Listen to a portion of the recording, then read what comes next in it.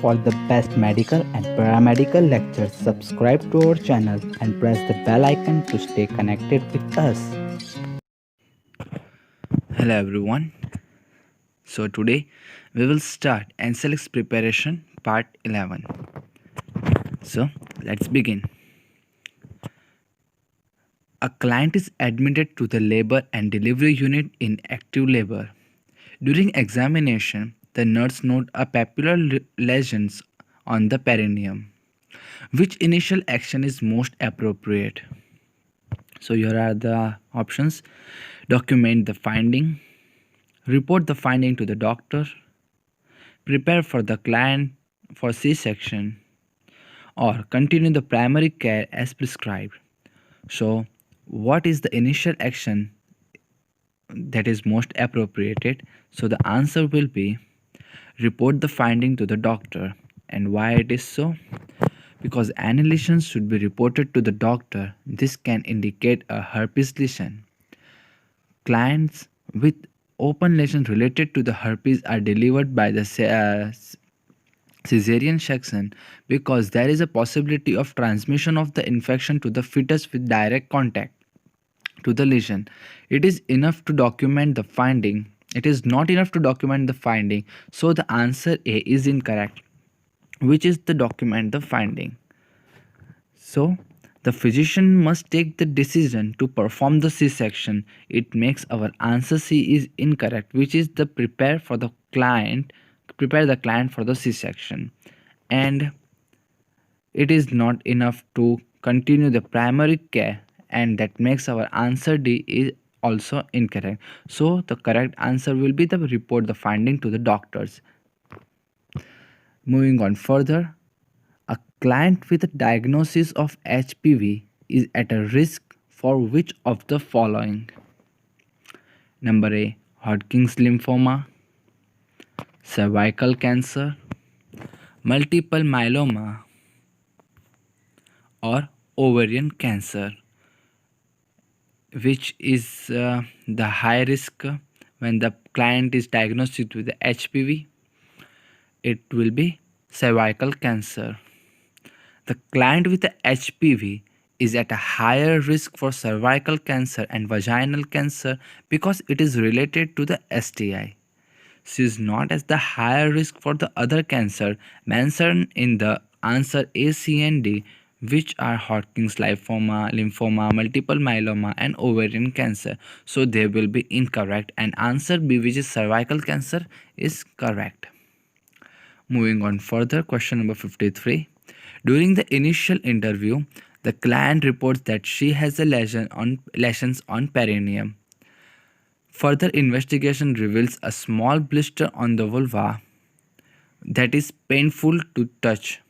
The nurse is aware that the most likely source of the lesion will be syphilis, herpes, gonorrhea, or chondromata. So the correct answer will be herpes.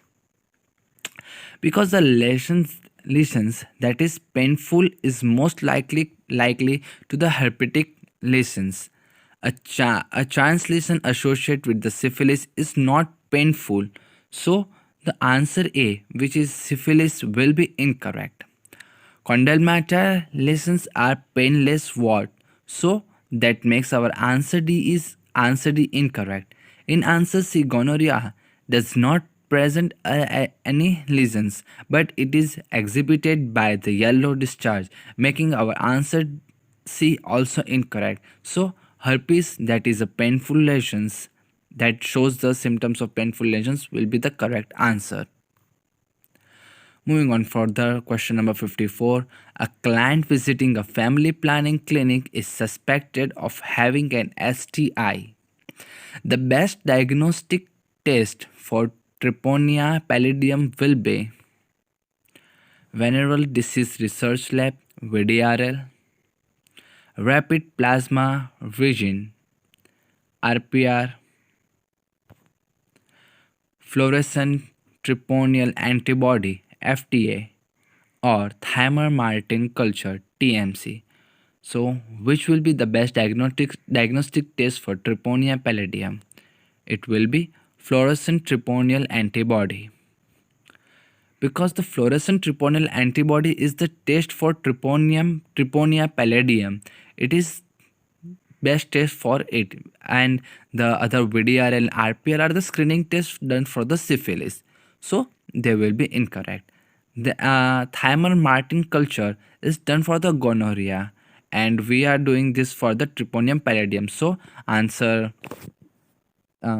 which is D will also be incorrect, and FDA is the correct answer. Moving on further, last question here, 55. A 15-year-old gravidia is admitted with the tentative diagnosis of HELLP syndrome. Which laboratory finding is associated with the HELLP syndrome? Elevated blood glucose, elevated platelet counts, elevated creatinine clearance, and elevated hepatic enzyme. Which is the laboratory finding associated with the HELLP syndrome out of this? So the correct answer will be D, elevated hepatic enzymes. Because the criteria for the HELLP is hemolysis, elevated liver enzymes, and low platelet counts. In answer A, an elevated blood glucose level is not associated with the HELLP. Platelet and decreased not elevated in HELLP syndrome as stated in answer B, which is elevated platelet count.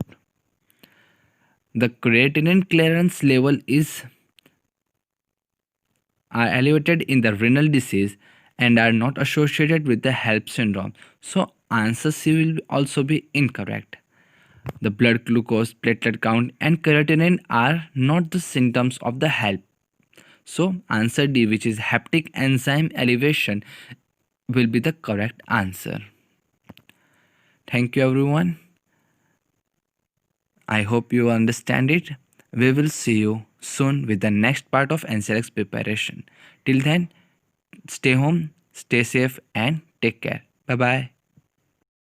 Do like, leave a comment, and share with your friends.